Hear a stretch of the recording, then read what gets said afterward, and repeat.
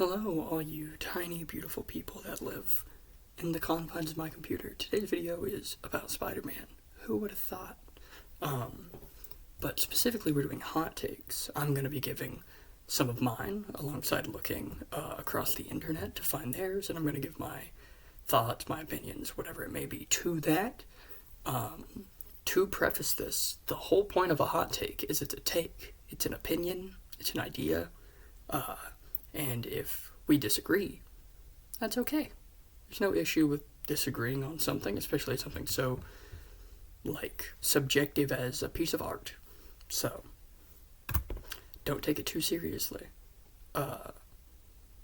And if an opinion that I find or a hot take that I point out and I talk about matches your views, it doesn't mean that I have any sort of hatred or disrespect towards you. It just means that I disagree. So to start, we're going to head over to Reddit and talk about some of the hot takes that are over there. Because, Lord, if Reddit's not a cesspool. The first one here is, the biggest hot take I have is that Tobey Maguire's Spider-Man is overrated. I don't hate Tobey's Spider-Man. He'll always be my first exposure to Spider-Man, but when compared to other versions of Peter, he ranks the lowest. He's not the fastest, not the most durable, not stronger than anybody, and he doesn't have the best skills. His stories are good, while dated, blah blah blah. Okay. I think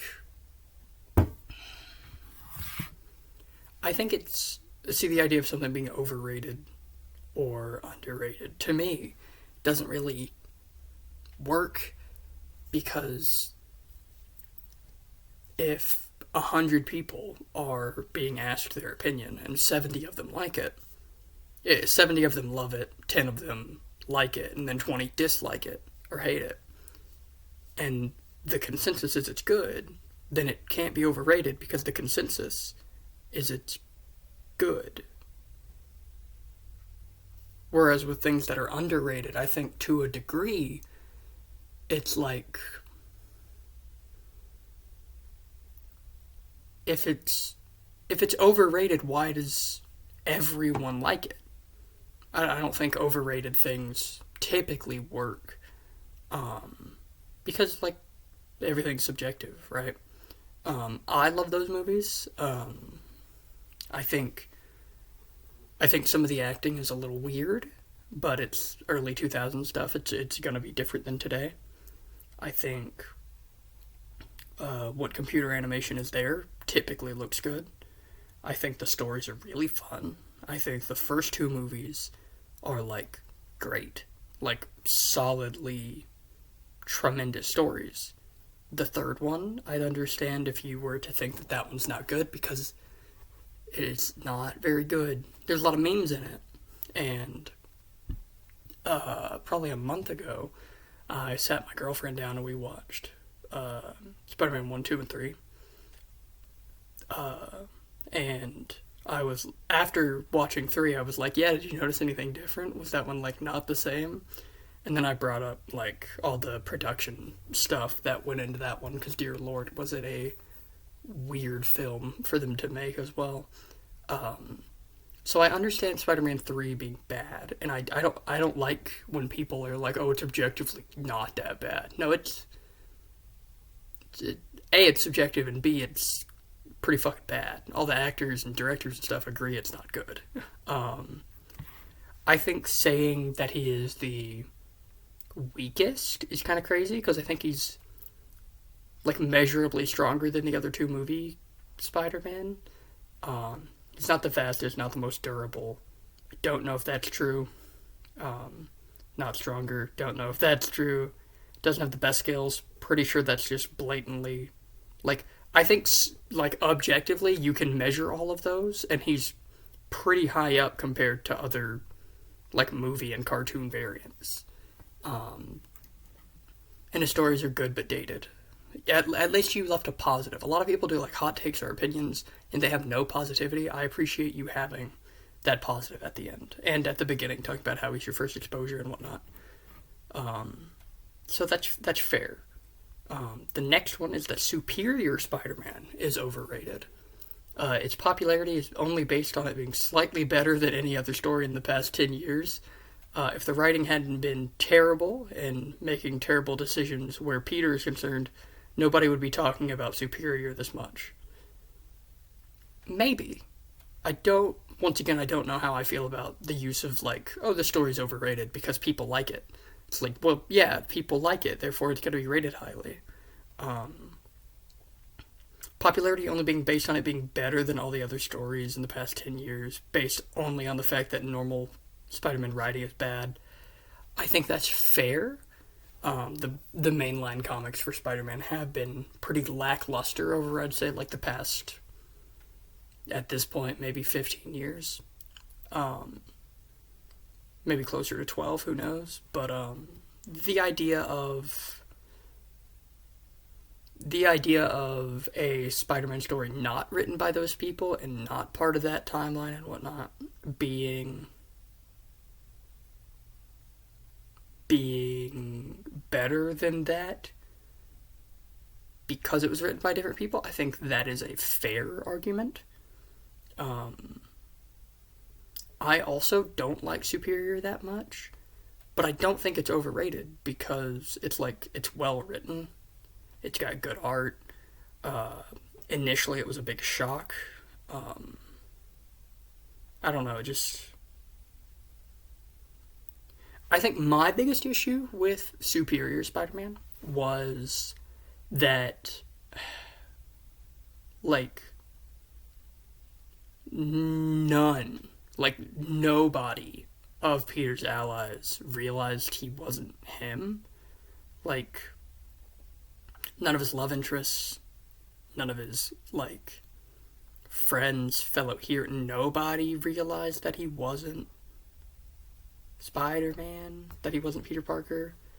And I think that's my biggest complaint with Superior. But, like, it's super shocking. The Doc Ock stuff is kind of interesting.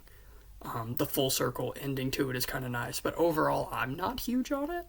But I don't think it's, like, rated too highly. I think people like it because it was well written at the time whenever a lot of stories just weren't.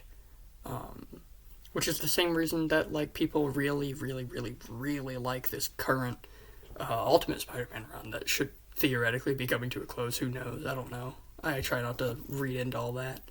But, like, it's because the mainline comics are not doing super good. They're not super well put together, and they're very confusing and almost contrived in a way.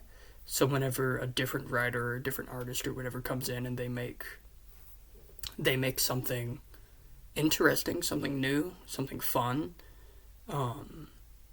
it gets rated higher than that stuff. And I think that doesn't invalidate the rating of it. For example, like, I think the MCU has been pretty not great of the past couple years. My favorite movie of all time is a Marvel movie. It came out in 2023. It was Spider-Verse, the second one. And I think the fact that there was so much poorly made superhero media, especially Marvel, in that, like, short period, it does boost that. It does make it seem better. But I don't think that it invalidates my feelings towards that movie, because I've rewatched it now that a couple years have passed, and it's still tremendous.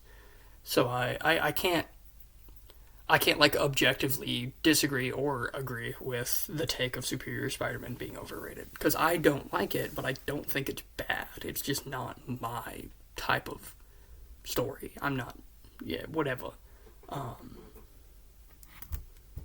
Anyways, next one. Spider-Man doesn't need to suffer to be relatable. I don't think that's a hot take. I dislike hot takes where it's like, oh, hot take, and then it's something that everyone agrees on. And I think a majority, silent, but a majority of people who care about this character don't want him to suffer so much, whether it be Peter or Miles or Miguel or whatever it may be. I think most people would agree with that statement and agree that Spider-Man doesn't need to suffer so much. I think, to a certain degree, every hero needs to suffer a little.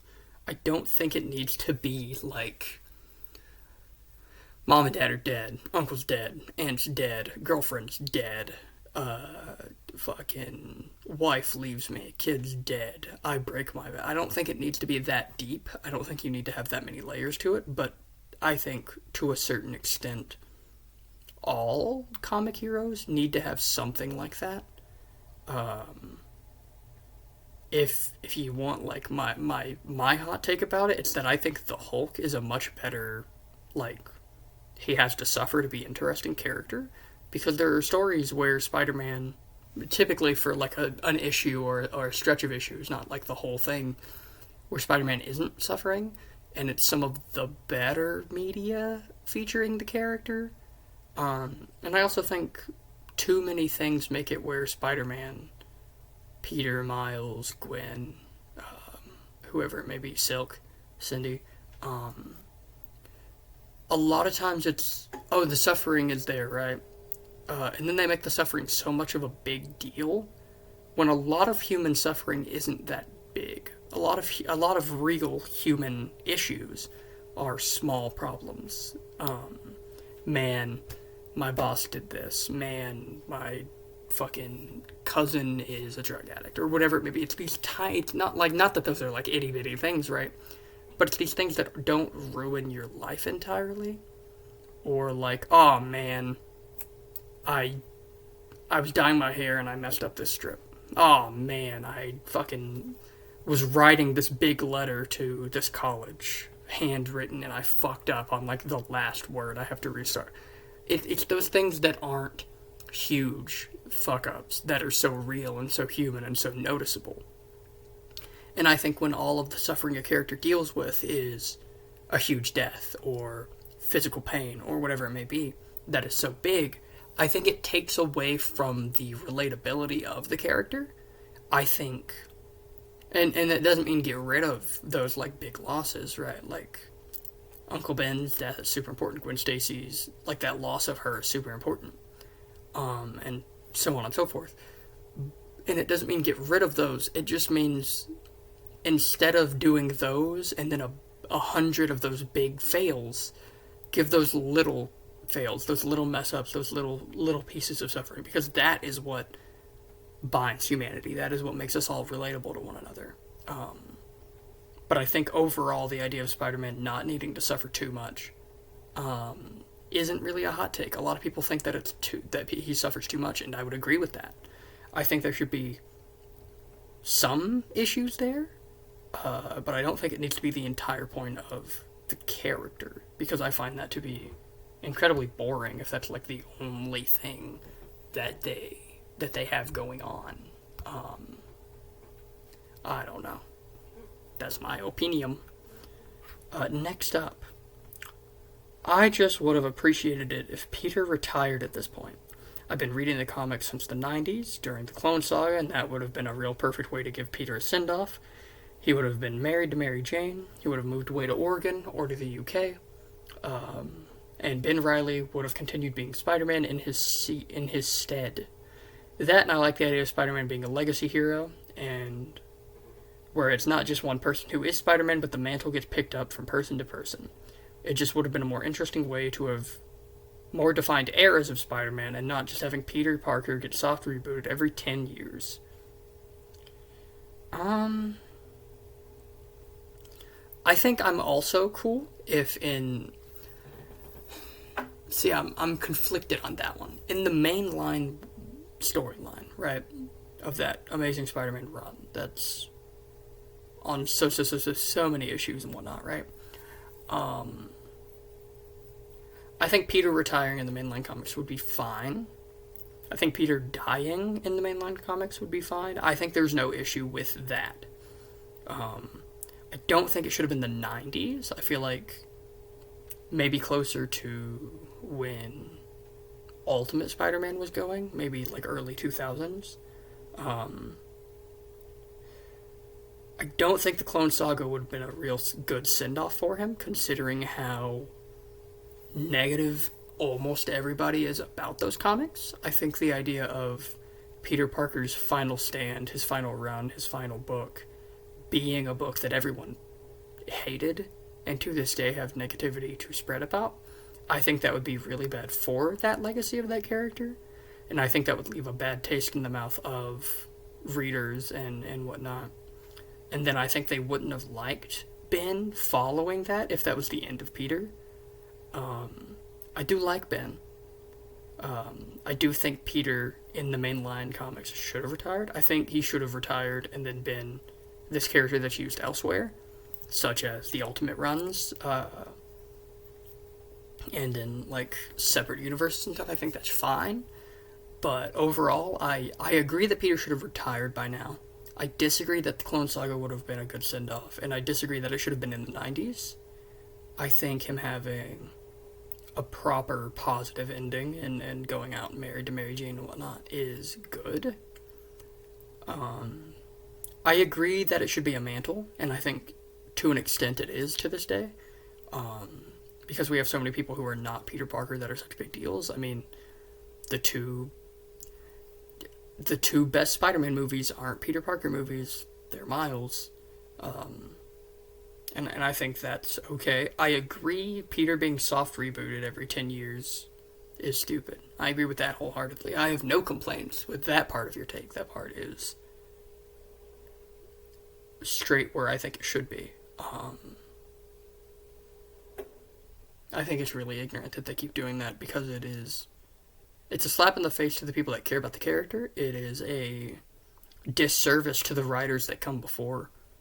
And it is kind of a cop-out of, oh, well, we're just going to make him 16 again. He's back in high school. Which gets boring after, like, it's been 60 years of that. Like, it's been 60 years of high school Spider. It's pretty boring at this point.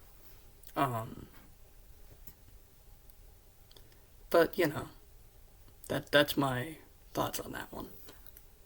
The first line of this one perturbs me, but we'll see. The Spider-Verse ruined Spider-Man. At first it was a cool, as a video game, but ever since Marvel doubled down on the multiverse stuff, Spider-Man himself isn't as important anymore. Everyone has to be Spider-Man now. Gwen can't just be his girlfriend from an important time in his life. His kids can't just be his children. Choosing to be a hero isn't a noble sacrifice anymore because everyone can quote-unquote wear the mask. I think I disagree because Spider-Man as a character, the Spider-Man mythos, and the Spider-Man comics have been messed up since before the Spider-Verse was a big deal. I think that first game is really good. If you haven't played Shattered Dimensions, it is genuinely a really well-done experience. It's a really well-done story. It puts together 4 different variants of Spider-Man in a very fun way. Ever since Marvel doubled down on the multiverse stuff, Spider-Man himself isn't as important. I would agree with that, but to an extent. I think that's a bit of an extreme to say that it is only the multiverse stuff, because there's a lot more issues with writers and that thing we talked about earlier with the suffering and whatnot. I think there is a lot more to talk about with issues with the character of Spider-Man than just, oh, the multiverse ruined it. I don't think that's accurate. Everyone has to be Spider-Man now. I think that is a fair argument, but the specific people that you point out aren't the ones who I think should be pointed out. For example, Gwen. Gwen can't just be his girlfriend from an important time. See, the thing is, she can, and she is, in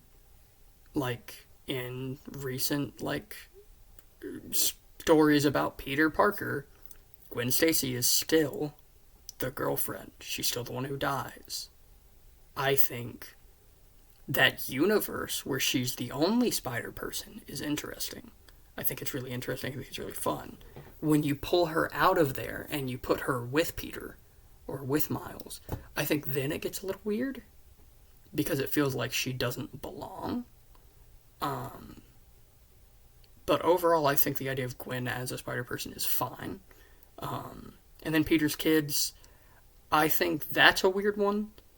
Considering legacy characters and characters of this extent having children that become heroes is pretty fucking normal. And it's not a Spider-Man thing. Like, Superman's kids become super beings. Batman's kids typically become a Robin. It's like, it's what happens. Hulk's kids are Hulks, you know? It's like, typically when a superhero has a kid, their kid becomes a hero. That's not a Spider-Man issue, and that doesn't really have anything to do with the Spider-Verse. But I get it. I disagree with you, but I understand why you'd think that way. But I think you're incorrect. And then your statement of it's not a noble sacrifice because anyone can wear the mask is kind of dumb. Because by that logic, anything that's noble isn't noble anymore. Because all noble things, all pursuits of like positivity and whatnot, all pursuits of like care and honor and whatnot, all of that is like a choice. Always. And everyone can be honorable in every like sense of the word. Anything noble you can think of, anyone can do. And like the only examples that I can think of that aren't are like donating money and whatnot, but that's because you don't have it. Like you can still be a good person, you can still be helpful.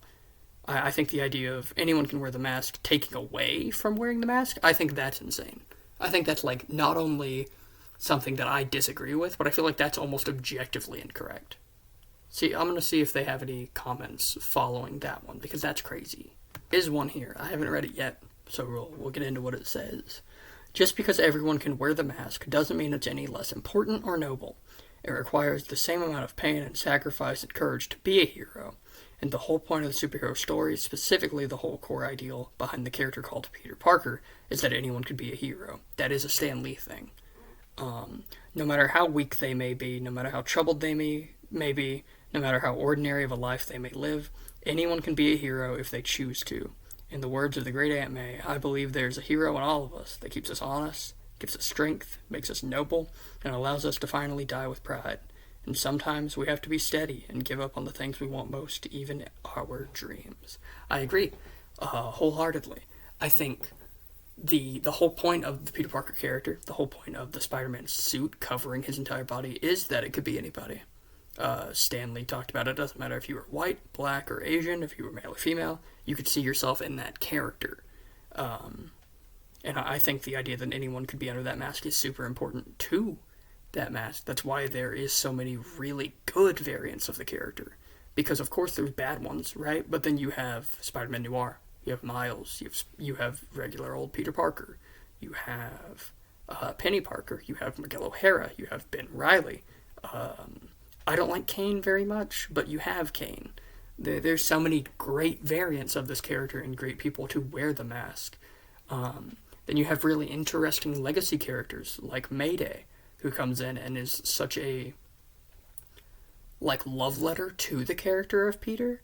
And I think the idea of like anyone can wear the mask isn't like a Spider-Verse thing. That's been around. That's a Stan Lee thing from like the late 60s. That has been a thing. So I don't necessarily agree with that. But whatever. It's an opinion. I don't want to discredit your thoughts or anything. Whatever. Next one. The ever-increasing number of spider-powered characters is getting to be a bit much. Similar to the last one, I think I agree to an extent, right? Because I think there are too many spider-powered characters, but I wouldn't blame, like, the Spider-Verse or whatever. Because there was a bunch of spider-powered characters before the Spider-Verse, and there's a bunch that are going to come after, so whatever. I don't think that's a hot take, though. I think a lot of people agree with that. Blah, blah, blah. Peter doesn't need to be with MJ. He needs to be competently written as a person, not just Spider-Man.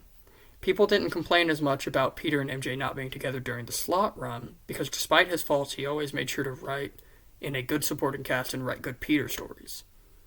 I think I agree with that.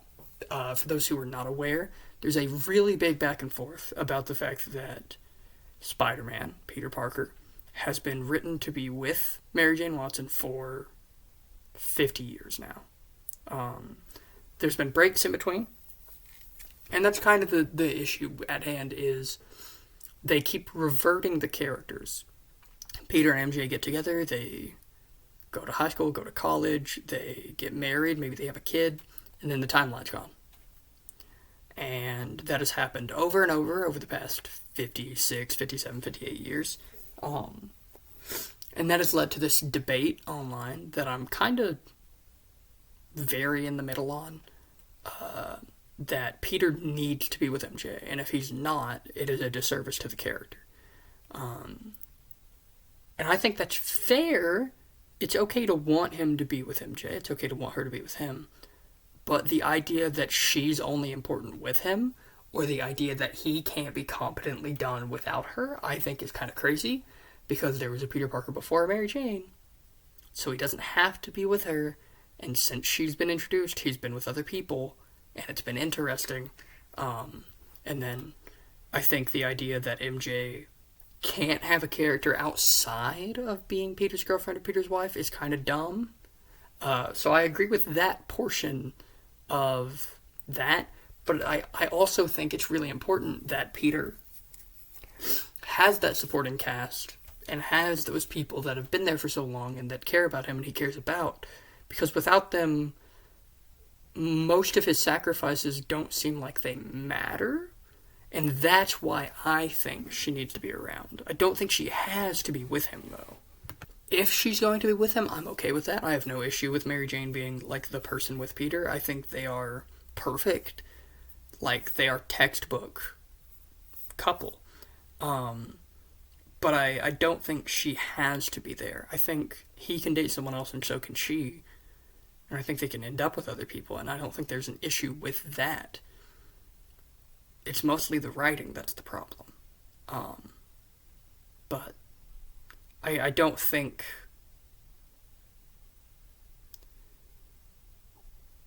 I don't know if we ever get, like, a solid mainline comics, they get together and they're never breaking up ever again. I don't think that happens. I would like it to, but I don't see it happening.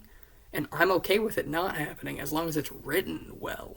And as long as they both have reasoning. Which they haven't had in a while. But I've been very in the middle of that debate. Because I don't think they need to be together. But I would like them to be together. I don't know. I think it'd be cool to see Peter get a permanent power upgrade, and a pretty big one at that. It'd be cool to see him regain his powers from the others, like organic webbing, night vision, stingers, but the thing I'd want to see most is his physical stats to increase to around base Thor's level. I disagree. Point blank. I just disagree. I think Peter being this strong would be superficial, monkey brain level would just be cool. But I also think it would open up some interesting storytelling opportunities. When Peter became Captain Universe, it was revealed that on some level he rationalized him not being able to save everyone as him just not being powerful enough. Now that he's as powerful as a Thor, what excuse does he have? I think it could be really interesting to further explore that and its conflict that we've never seen Peter go through. I disagree.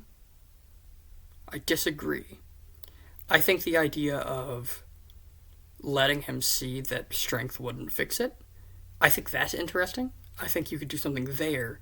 But the idea of permanently letting Peter Parker be as strong as Thor, I think that's insane. I think the reason Spider-Man is such a fun character, I think the reason he's such a popular character, I think the reason he is such a character that is loved and relatable is because, yes, he can throw a car, yes, he can get punched by the Hulk, whatever, right? But he's not some god. He's not Superman, he's not Thor, he's not Hulk. It's how close he is to humanity that makes him so special. And I think making him that much stronger takes away a lot of what makes him special and a lot of what makes him this, like, legendary character. I just straight disagree that he should be that strong. Because if he's that strong, great, cool, interesting for a comic or two, but now he's just Thor, but he makes jokes. Also, all of his villains would then become a squash fest, and none of them would be able to stand up to him. That's boring. He would lose all of his, abilities to relate to other, street tier heroes. That's boring. I think it would be really unique and really cool for, 5 issues, and then it would be not fun anymore. That's my opinion, though. Um, the Amazing Spider-Man 2 is top 3 Spider-Man movie, and I'll die on this hill. I just disagree. I disagree. I I think there's a lot wrong with that movie creatively. I think there's some narrative issues. I don't think there's any acting issues. I think all of the actors involved in that film are really good. Cinematography's great. I think the main issues are writing. I think there's some narrative problems. And then I think there are some like weird character things going on. I don't think it's the worst movie ever. I think I don't even think it's the worst Spider-Man movie. However, actually, let me think about that. Spider-Verse. Homecoming's pretty good. No, it's not better than Spider-Verse 2, Spider-Verse 1, Spider-Man 2, Spider-Man 1, Homecoming, No Way Home, Far From Home, TASM. Ooh, but TASM 1's not bad. Oh no. TASM 2 is the worst Spider-Man movie. TASM 1's really good. Bad Suit, good movie. I think TASM 2 is the least good of the Spider-Man films. I don't dislike TASM 1. I also really like Andrew. I like Andrew, and I also really like his villains, other than his Goblin. But, like, overall, I like it. I like his characters. I disagree. I think it is the least good of the Spider-Man movies.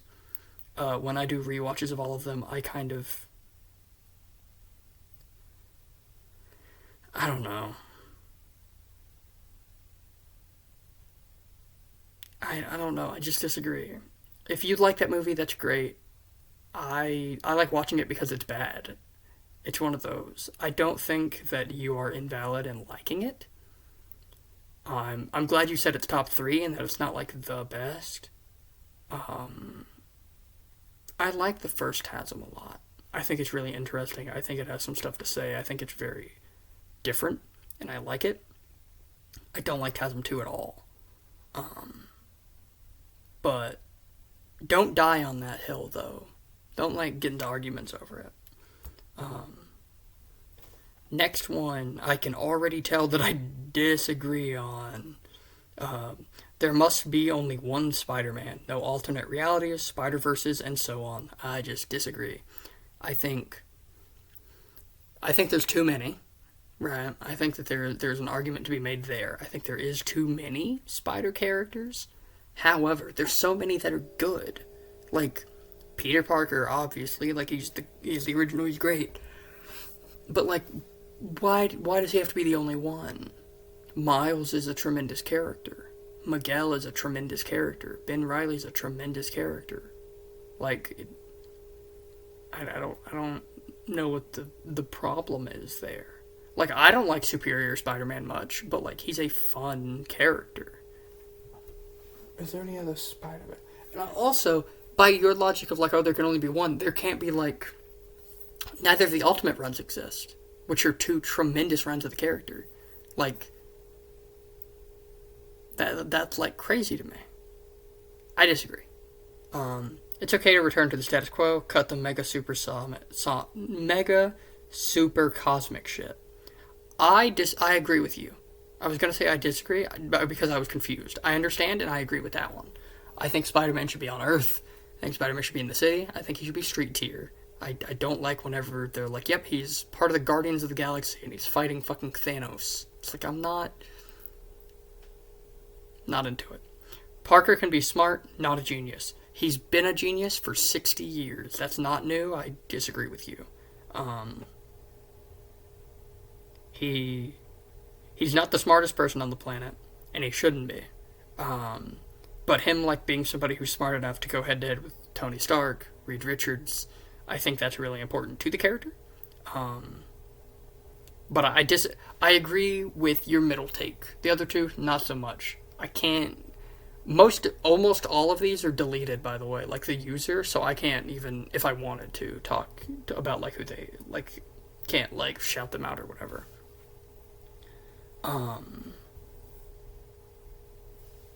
The marriage overall was a net neutral effect on the quality of the storytelling. For every writer who wrote it well, there was another who did not. It was not some sacred eternal love that could overcome everything. Selling it to the devil is still stupid. I agree all the way. I think the idea of them getting married fixing it is kind of dumb. A lot of people are like, oh, if him and MJ get together and they get married, it'll fix all the writing issues. And it's like, no, it wouldn't. Like, all of the writing it's still the same writers, still the same animators or illustrators and such. It's like it's still the same team working on it. Just because they make one decision that everyone says they should make does not fix their issues. Selling it to the devil is still stupid. I still think that's the biggest fuck up in the history of comic books. Dear Christ. Do I agree with that one? Also, not a hot take.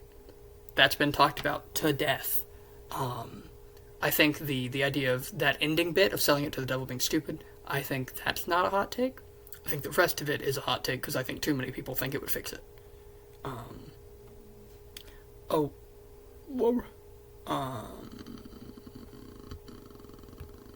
have to go digging because some of these are the mildest or coldest takes I've ever seen in my life. I found one that contradicts itself. They have a bunch of stuff written, and most of them are pretty whatever. But then there's two that contradict one another. Peter Parker should be the only Spider-Man, followed by Mary Jane Watson as Iron Spider's really cool. But there can only be one. I think that's crazy. I think I've already talked about this. I think the idea of only being one Spider-Man is kind of at this point doesn't work. And I feel like at this point it would be a backstep with a lot of writers, and it would lose a lot of fans. Also, Mary Jane as Iron Spider is really cool. I think that's fine. I don't really have an opinion on that. But you contradict yourself. At this point, with the damage done to the character, Peter Parker's better off dead in the mainline universe. It's at a point where I don't even care if a new writer comes along. Nothing will change. He might as well be off the chessboard completely. We still have Ultimate anyway, but 616, there's no reason for him to be around anymore. I'm conflicted on that one. I think the idea of Peter Parker being written off in the mainline comics entirely, very mixed on it. It depends on how they would do it. I think having him retire would be fine. But you can't make him retire when he's 30. Because they keep resetting him to be 20-something. I don't know.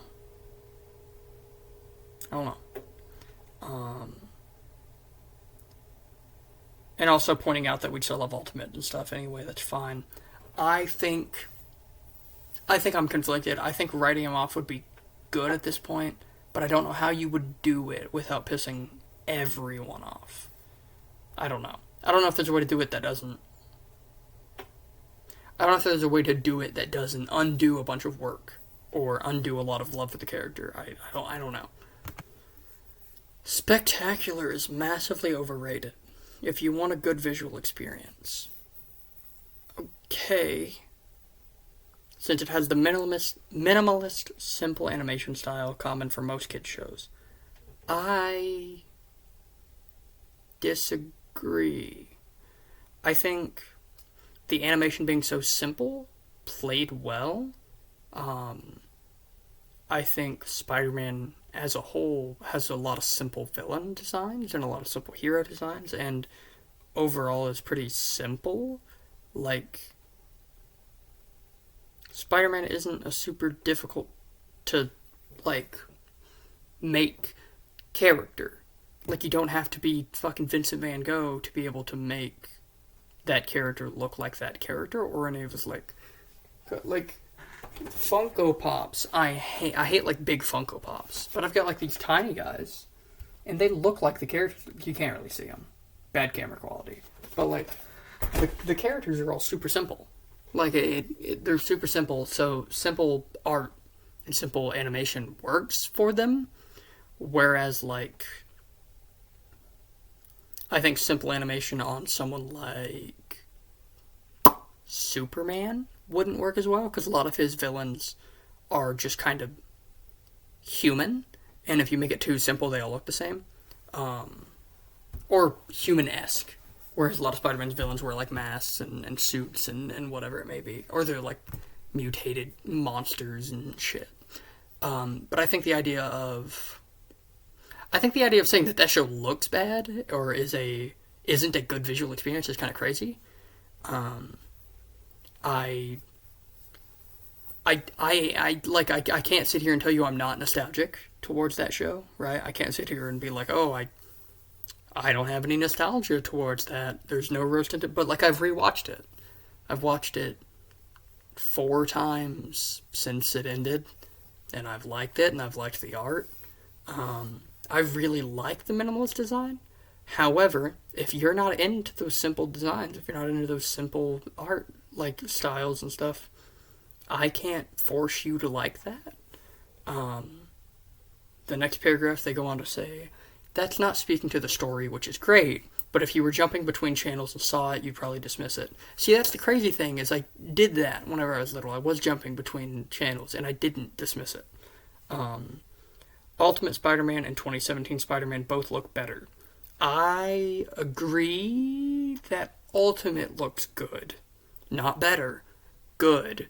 I don't think 2017's Marvel Spider-Man looks good. I think it is also super simple, but I think it takes that simplicity in the wrong direction. I don't like it. I don't know.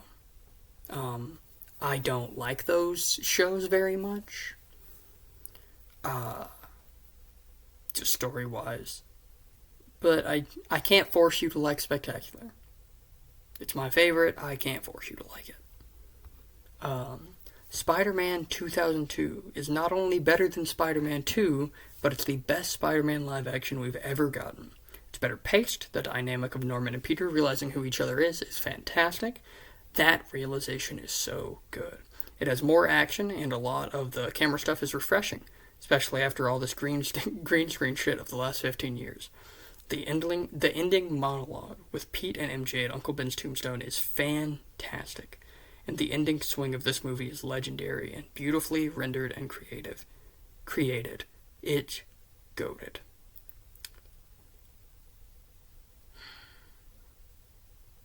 I think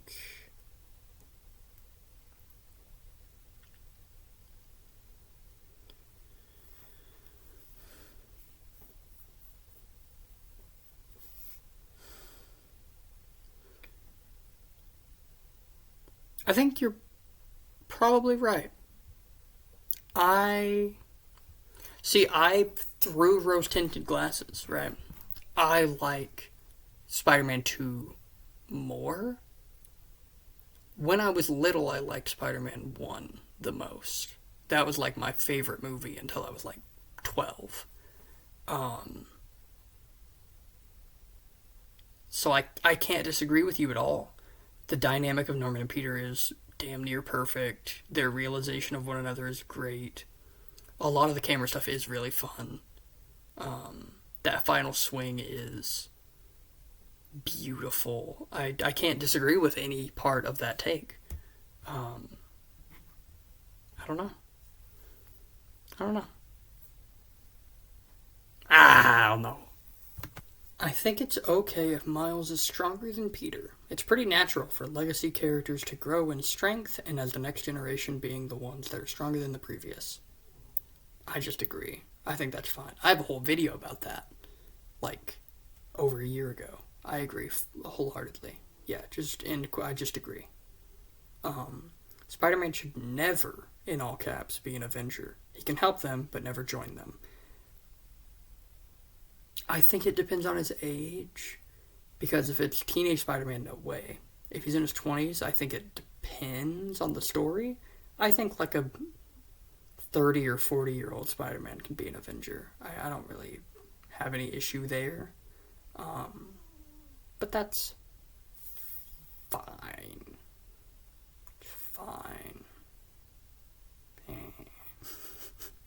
This one's really interesting. 2017, so the show that's just called Marvel Spider-Man from 2017, is the only bad Spidey. The 60s show is good. The 90s show is legendary. The MTV show is good.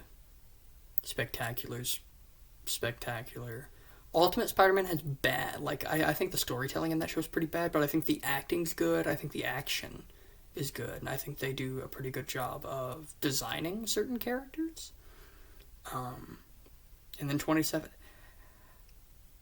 I'm going to give that's the first update of the day. That's like a wild take. I don't think I agree with you. I don't think I agree. I don't know if that includes movies. Oh yeah, Friendly Neighborhood came out. That's also a good show. I don't think I agree that 17's the only bad Spidey, but I mean, it's definitely the least good. That's a fun take.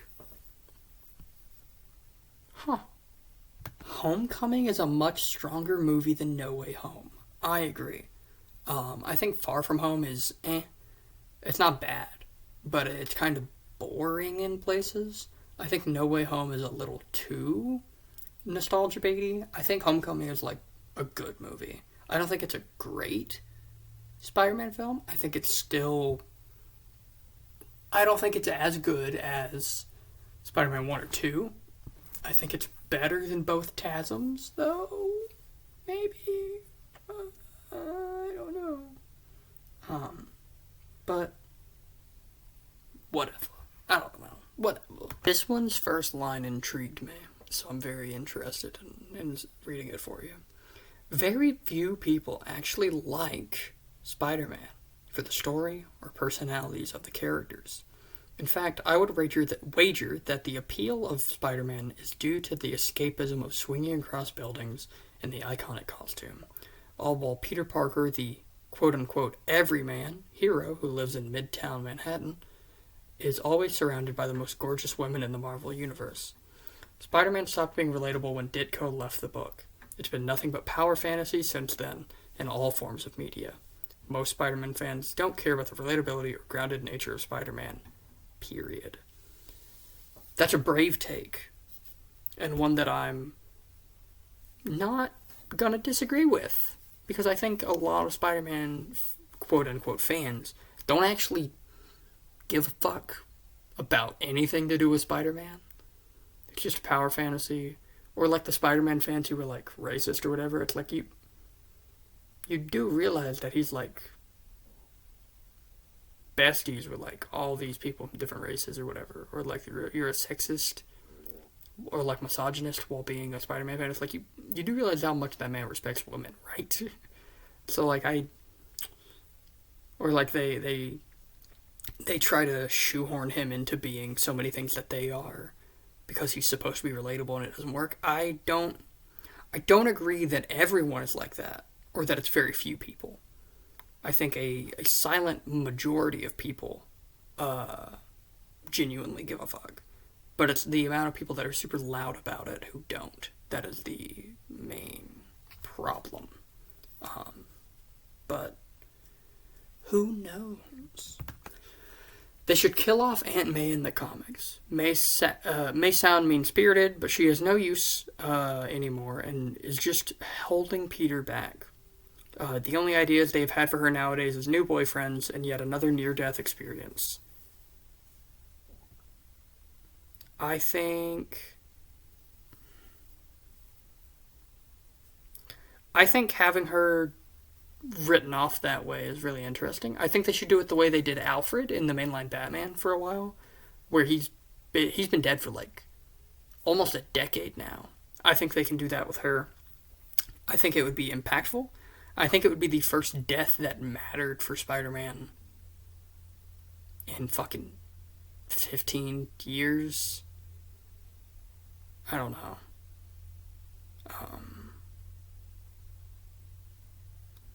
And I don't think she needs to die. But if she's going to be around, I think they need to find something to do with her other than just have her be there. Or have her being there mean something.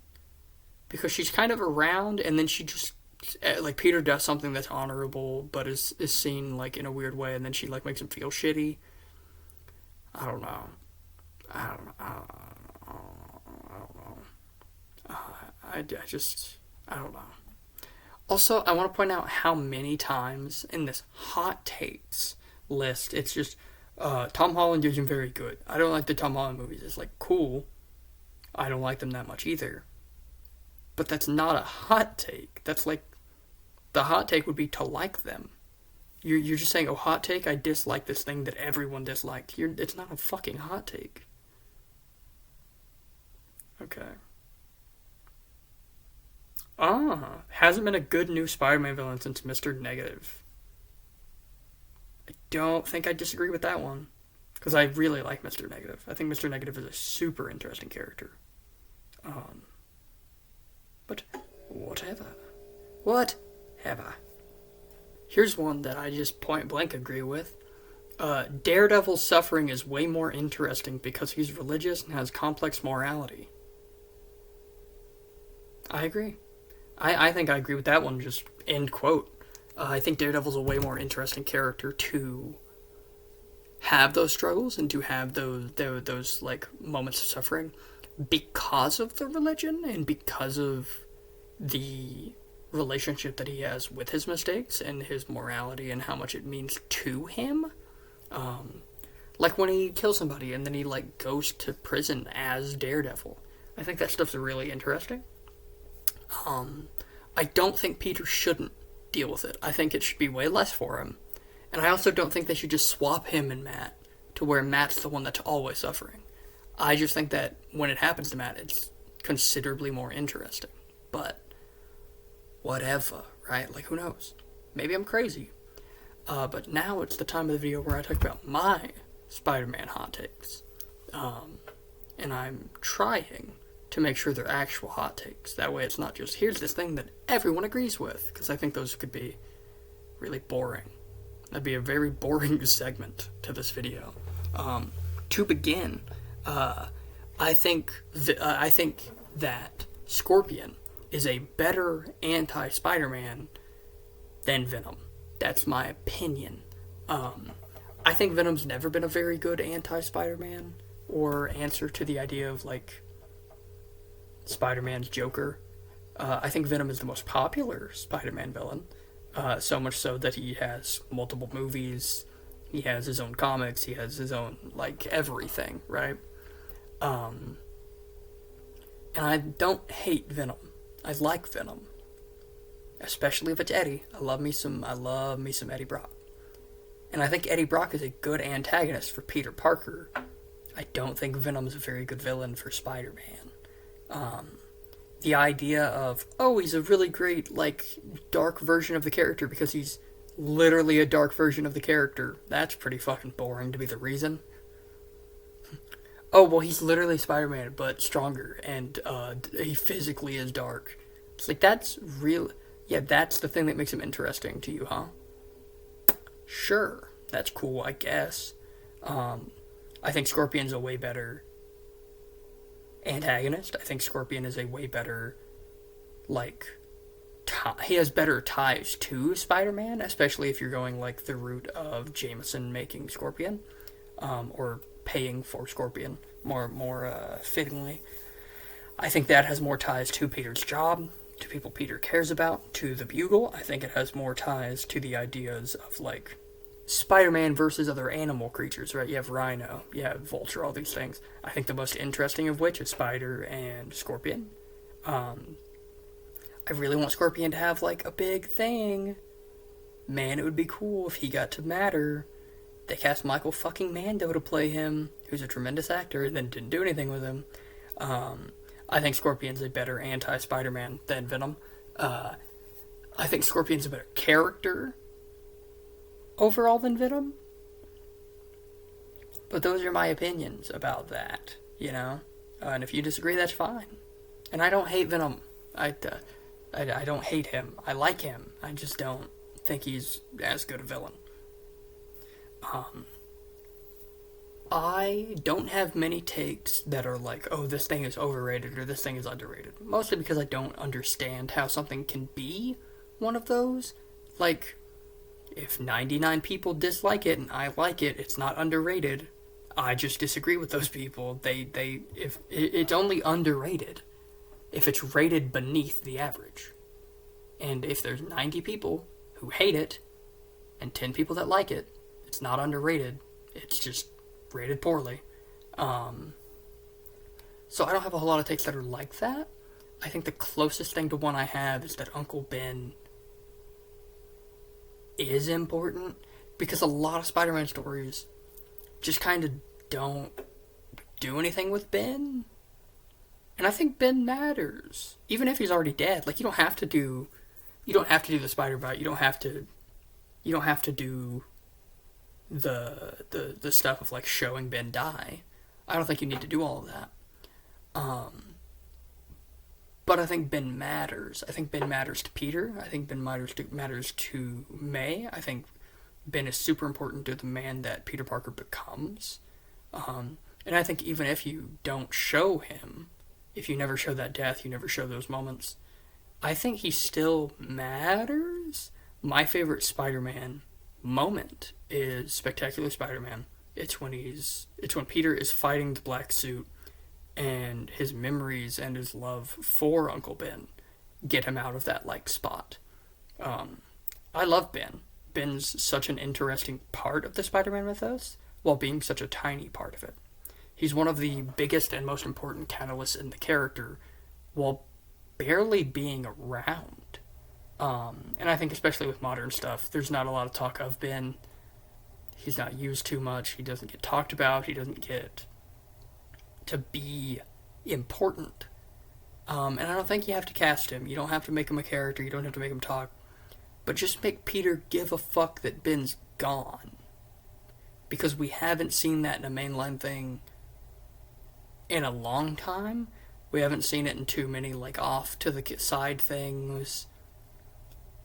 We haven't seen it in a movie since TASM 1. As much as I love the Insomniac games, Ben's not too important to that. Like, he obviously matters to that Peter, and they point that out, but like, he's not too important to the story or anything. I think Ben should matter way more than he does. But that is an opinion. I think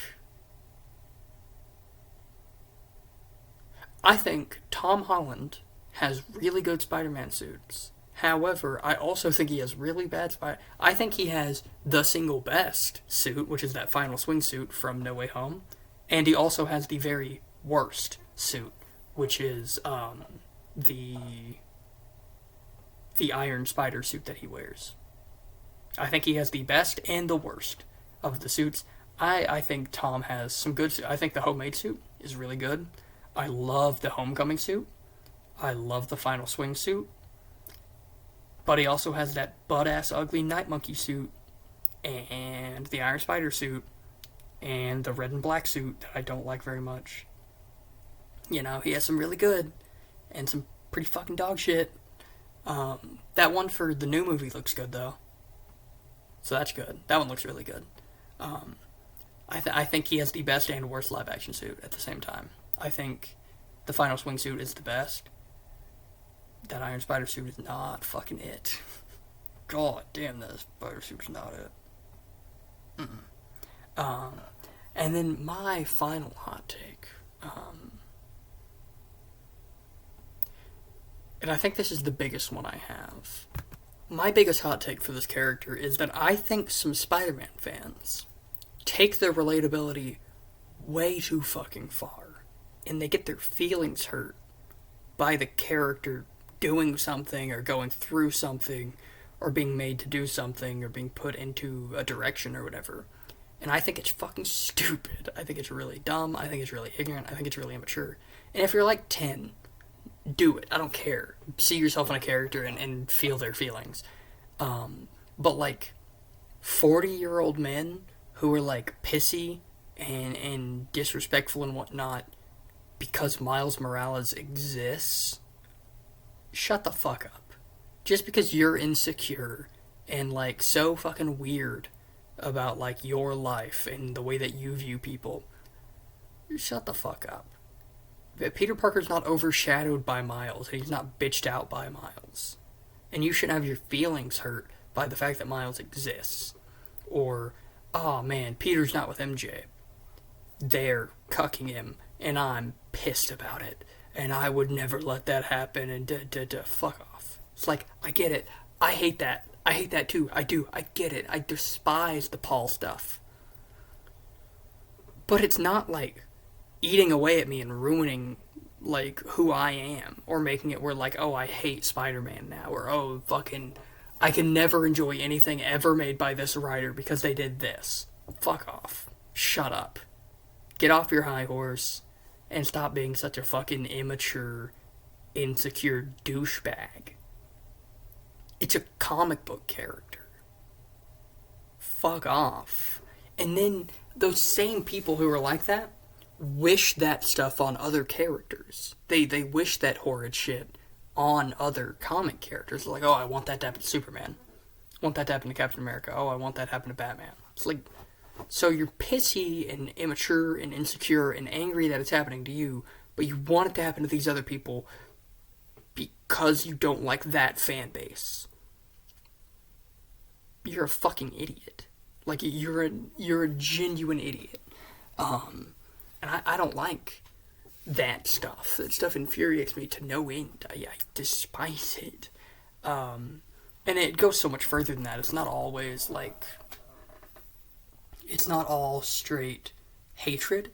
Sometimes it's as simple as like, man, that Spider-Man movie I just watched wasn't very good. I'm gonna wish death on the writer. The person who wrote that movie, they should kill themselves. Or, oh, I'm gonna talk about how this actress needs to be raped. It's like, what? I don't want you to call yourself a fan of that character. Are you crazy? Like, what? How are you gonna sit here and tell me or anyone else that you love this character, that you love this mythos, that you love this comic or these characters or these relationships or these like ideologies or these responsibilities or whatever?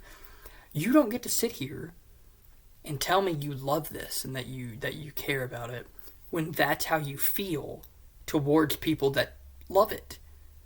Like, are you crazy? Oh man, this comic book, not very good. I don't like this run. I think the guy who's in charge of it should die. Not only is that immature and stupid and immoral, but like it also, like, what makes you think that you wanting them dead fixes anything? Or that it helps with, like, the way your character's been treated? I don't think you give a fuck about the character if that's how you feel. I feel like you're just looking for ways to be super negative and ways to be super hateful and ways to push people around and harm them and whatnot. I think that's crazy.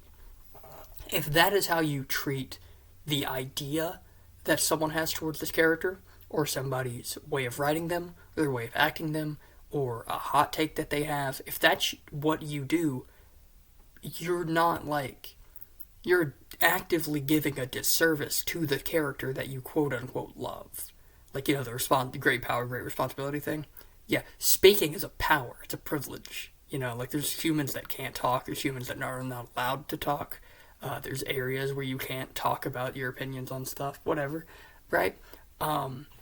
You're actively going against the whole great power, great responsibility thing when you're wishing death or rape or whatever the hell it may be on another human because of something to do with a fictional media. And I see it all the time in different stuff, like with horror stuff, it happens a lot because that's a very violent thing. With pro wrestling, it's a big deal. But the place I see it the most is Spider-Man stuff, because they get so fucking mad. And it's like, I get it, right? But like, even if it's bad, like my least favorite movie that I've ever watched is Age of Ultron. There are parts of that movie that are great and that I love, but I'm so butthurt about what they do to Ultron and how little he matters that I hate every second of watching that movie. Never once in my life have I thought of wishing any sort of negativity or death or rape or anything like that on anybody who wrote that movie, who directed that movie, anybody who acted in it, anybody who had any play in it. Because that's not how humans fucking act. That's not how a human acts. It doesn't matter if you're 10, 15, 20, 45, 72. That's not how humans do things. It makes no fucking sense for you to do that. Or like, oh man, this person made a headcanon that Spider-Man's gay. I hope they get their house burned down. It's like, why is that something that matters to you? A, it's a headcanon, so it's not even like a real thing. So why does it matter? Why do you want this person to be in harm's way? It's ignorant. It's stupid. It's just so incredibly immature and immoral. It's so dumb. So dumb. Like, dude, fuck off. And like, I don't know. I feel like a lot of people who are genuinely in love with these characters are grouped in with these people who do these shitty things and are so mean and vocally like fucked towards people. And then it kind of like shines negatively on the people who aren't doing that, because we're all in a group with these, and I don't think it's that many, like that high of a percentage, right? Like there's millions of people, tens if not hundreds of millions of people who care about this character, right? Whether it be Peter, Miles, whatever the fuck. And there's maybe a million that do that shitty stuff, that send those threats, that say that really fucked shit. And it ruins it for everybody. And it makes everybody look bad, and there's nothing any of us that aren't doing anything can do about it. And it sucks. So my biggest hot take is that people take it way too fucking seriously, get way too fucking hurt, and ruin it for everybody. And then they do shitty stuff. And like a lot of that is objective, so it's hard for it to be a hot take. The hot take part is that people take it way too seriously. Spider-Man's my favorite character in anything ever. Peter Parker is my favorite character from anything ever. I've got fucking, I don't know, like 10 comic books over here about him. Fucking all sorts of like figures and such over here. One of these days I'll record like a little thing about it. I got like a bunch of these things. I have so much Spider-Man shit. Can't see from over here, but on top of that windowsill is a bunch of Lego figures of Spider-Man up there. Got the Spider-Man Funkos over here.